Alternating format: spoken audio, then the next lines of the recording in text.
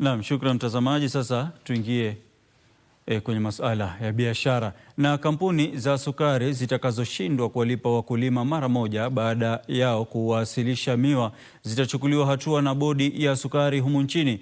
Afisa mkuu wa bodi hiyo Jude Chesire alisema kuwa mipango inatekelezwa ya kutoa adhabu kali kwa kampuni zitakazowalipa wakulima zikiwa zimechelewa. Taarifa hiyo na nyinginezo ni kwenye mkusanyiko wa taarifa za biashara.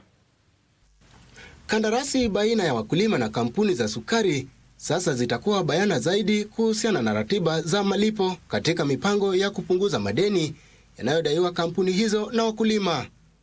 Afisa mkuu wa bodi ya sukari nchini Jude Chesire amesema kuwa licha ya kandarasi ya sasa kuelezea kuwa wakulima wanafaa kulipwa juma moja baada ya kuwasilisha zao lao, baadhi ya kampuni bado zinachelewesha malipo, huku serikali ikipendekeza kiwango cha juu cha riba kwa malipo yanayocheleweshwa ili kuwalinda wakulima. Ili kuimarisha mfumo wa malipo, bodi hiyo itaanzisha vituo maalum vya kupima uzani ili kuhakikisha wakulima wanapata malipo yafaayo.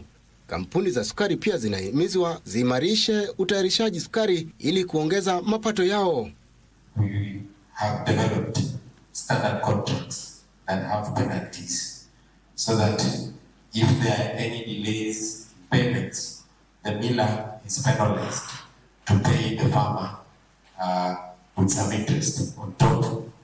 And over time, the standard time for payment to the farmer should be 7 days upon delivery.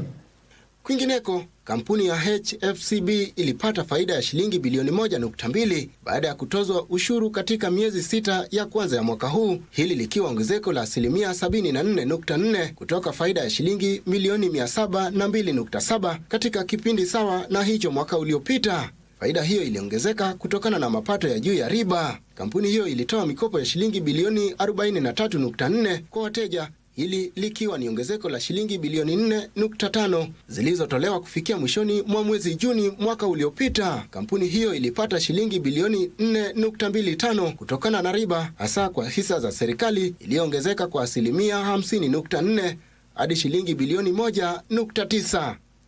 Hatimaye wavuvi katika ziwa Victoria wamefurahia kurejea kwa samaki aina ya ngege makwar, na hiyo kuimarisha matumaini kwamba aina hiyo ya tilapia itaongezeka tena baada ya kupungua kwa miaka kadhaa. Hatua hiyo inafuatia mpango wa taasisi ya masuala ya bahari na uvuvi nchini ya kuongezeka samaki ziwani humo. Utafiti wa taasisi hiyo miaka 3 iliyopita ulionyesha kuwa aina hiyo ya ngege makwar imepungua kutokana na uchafuzi, kuvua samaki kupita kiasi na kuharibiwa kwa maeneo ya uzalishaji. The Oreochromis is on the increase. I can say so because for some time before Victory Farm came, our family could go out, they could spend the whole day, by the end of the day they come out with nothing.